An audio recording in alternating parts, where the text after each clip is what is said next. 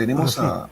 Sí, Adrián. Hugo, tenemos a Adrián Revilla de Cajamarca que se está conectando, a ver si le damos el pase para poder escucharlo también y saber sobre sus comentarios.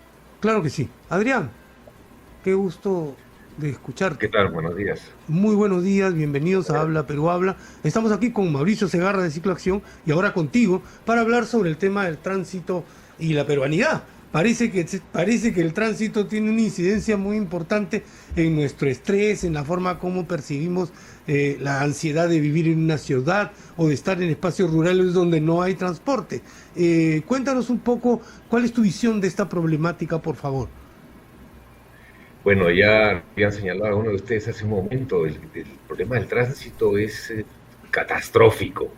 O sea, las vías, nuestras vías son mal diseñadas, las vías tienen cantidades de huecos que ya parecen más, no sé, perforaciones petroleras o algo por el estilo. Es terrible, realmente movilizarse en una ciudad, de ciudades del Perú es bastante difícil, bastante complicado y muy riesgoso. Y no existe todavía realmente una armonía entre lo que es el peatón, el ciclista y el vehículo. Y con eso me refiero al vehículo desde la mototaxi hasta las motos como tales y los camiones de transporte público y los camiones de carga, etcétera. Entonces, necesitamos urgentemente a un proyecto de solución. Estoy totalmente de acuerdo con que el ruido afecta, estoy totalmente de acuerdo con que el tránsito y las demoras, el quedarse atorado en la ciudad o en las carreteras durante las vías durante horas, eso altera los nervios, estresa a las personas y lo terrible de todo es que muchos dicen, bueno, acá pues lo que ocurre es que tenemos muchos vehículos y eso no es cierto, porque si nosotros nos comparamos, el Ujú. Perú tiene 11 personas por vehículo, España tiene 2 personas por vehículo, y España funciona perfectamente. Estuve escuchando que mencionaban Inglaterra, es en los mismos estándares, Ujú, ujú. funciona perfectamente. O sea, y lo que tenemos que generar paralelamente, primero, solucionar el problema de infraestructura. Y Estados Unidos solucionó digamos, todo el tema de tránsito, e incluso Inglaterra y los europeos fueron a ver a Estados Mm, Unidos el cómo trío habían ferroviario. logrado eso, ¿no? Lo primero era el tema de la infraestructura.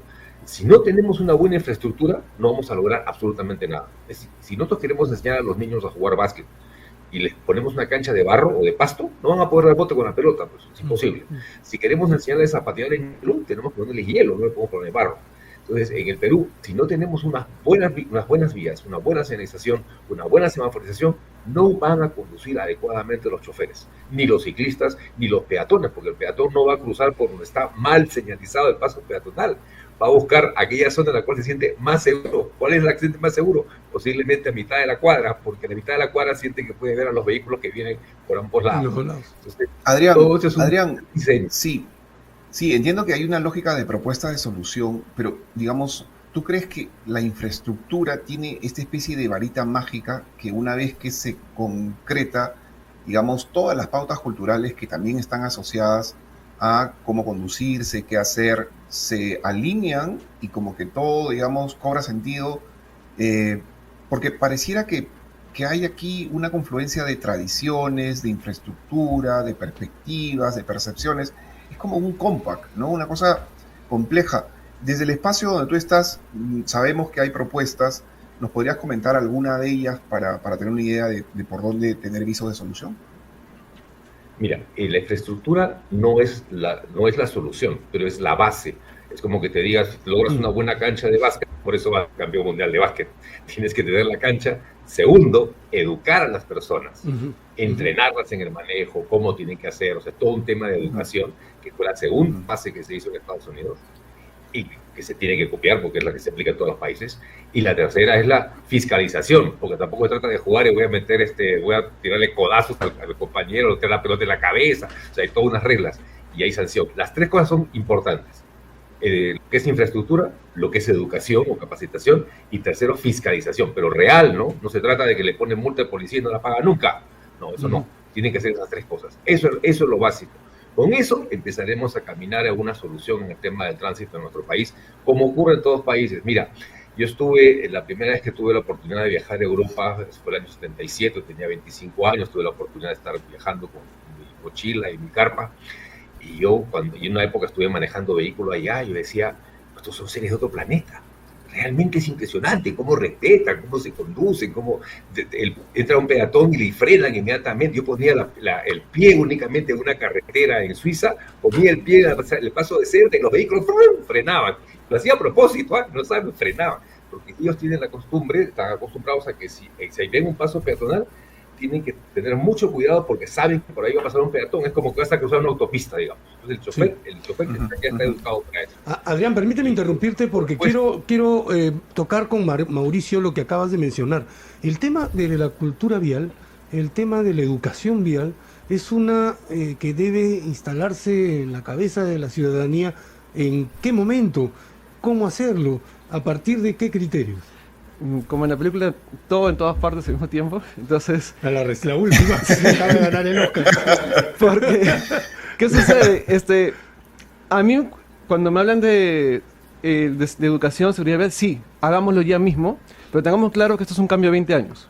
Ajá. Entonces, como la infraestructura, ¿no es cierto? También, Adrián. No, bueno, porque demoran mucho, pero no debería demorar tanto la infraestructura, y de hecho hay infraestructura blanda que podría cambiar por completo la ciudad, y ya lo hemos experimentado, por ejemplo, en pandemia, con las ciclovías temporales que se colocaban, y sí afecta. La gran pregunta es, ¿qué infraestructura queremos? Yo particularmente no estoy tan de acuerdo con el modelo estadounidense, más me gusta el modelo europeo, porque el modelo estadounidense, por lo menos el clásico, está más pensado en carreteras. No hay para caminar, pues. Exacto, o sea, ahí no hay ni veredas, uno tiene que tener carros, si no, no te puedes mover en la ciudad. Entonces es un modelo pensado en el tránsito, en cómo llegar más rápido con tu carro y no cómo hacer más accesible todo en cualquier medio posible. Entonces, ¿qué pasa? Esta pregunta, oye, ¿la cultura y cuándo cambiamos?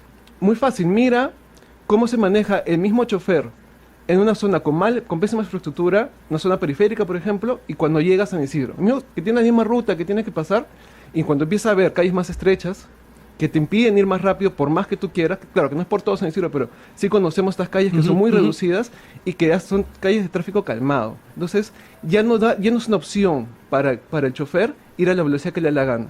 Cuando tienes pasos a desnivel, a nivel del peatón, mejor dicho, para que tengas que frenar porque ves que el peatón está en la misma está más arriba que tú y tienes esas rampas, cuando tienes buena semaforización, te das cuenta que hay un cambio cultural solamente no por la educación, no por cómo fue la familia, solo porque has pasado de un distrito a otro.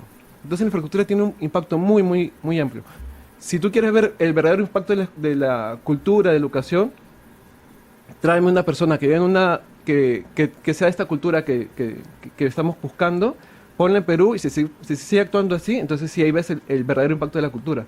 Sí. Y sí sucede, o sea, sí te das cuenta que esas personas, yo trato de no cruzar cuando no se debe cruzar, etcétera, sí se puede dar, pero o sea, la infraestructura es súper, súper clave porque nos va a dar cambios muy inmediatos en términos de seguridad vial. Y es solamente cuestión de decisión política, porque la tecnología, los manuales, todo existe. Vamos a hacerle una pregunta a Adrián, que está atento también con nosotros. Adrián, esa pregunta de la Jennifer López del anillo, ¿para cuándo? Me refiero a ¿para cuándo el traslado a la matriz eléctrica? En Europa el 2035 ya no va a haber carros a combustión. ¿Cuándo pasará algo así con nosotros? Quiero complementar algo que dice Mauricio, totalmente de acuerdo. O sea, el modelo americano en infraestructura no es replicable como el peruano. O sea, eso ni hablar. Estoy mucho más a favor del sistema europeo, sistema británico, por ejemplo, que donde las calles siempre fueron un desorden y lograron mejorar su tráfico, se aplica mucho más a la realidad peruana y además todo el tema de la movilidad con ciclistas y peatones, definitivamente. A lo que me refería era la forma en la cual se encontró la solución al tránsito, que la aplican todos. Infraestructura, educación en segundo lugar y tercero, fiscalización. Ese es el proceso que tenemos que hacer. Y las soluciones de las características de las vías del Perú, se ha calculado que en 4 o 5 años podríamos mejorar, en el caso de la ciudad de Lima, mucho digamos, el flujo vehicular y corregir únicamente intersecciones. Y en cuanto a la electromovilidad, es un proceso, es un camino. Se está promoviendo, está buscando que el Estado promueva la electromovilidad en el país, porque tenemos que ir cambiando la matriz energética.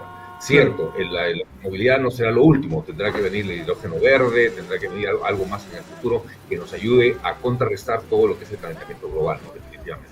Bueno, Qué interesante, ¿no, Hugo? Sí. Sí, nos estamos ya quedando sin tiempo y yo quería pensar, seguro que César Vallejo estaba pensando en el tránsito, ¿no? Seguro de su época además, cuando en algún poema decía algo así como alejarse, quedarse, volver, partir. Porque me da la impresión que ahí está la clave, ¿no?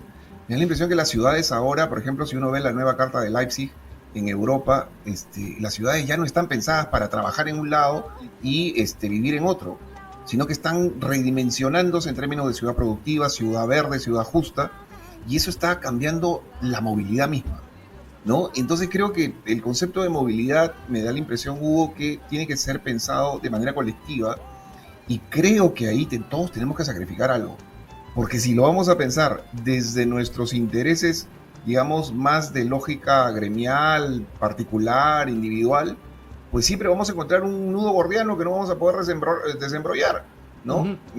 Así que creo que hay que tener esta perspectiva solidaria y pensar en clave, digamos, de que lo que sea mejor para el país, ¿no? Y lo que sea mejor para el planeta, porque como decía Adrián hace un rato, la catástrofe está, ¿no? El experimento de la catástrofe lo estamos viviendo día a día, y eso es algo bastante complejo, ¿no? Y hay que ver la manera como vamos saliendo de eso. Dale, Hugo. Tenemos que despedirnos. Un agradecimiento muy especial a Mauricio Segarra de Cicloacción y a Adrián de la Asociación Automotriz del Perú. Los fines de semana Radio Nacional se vuelve súper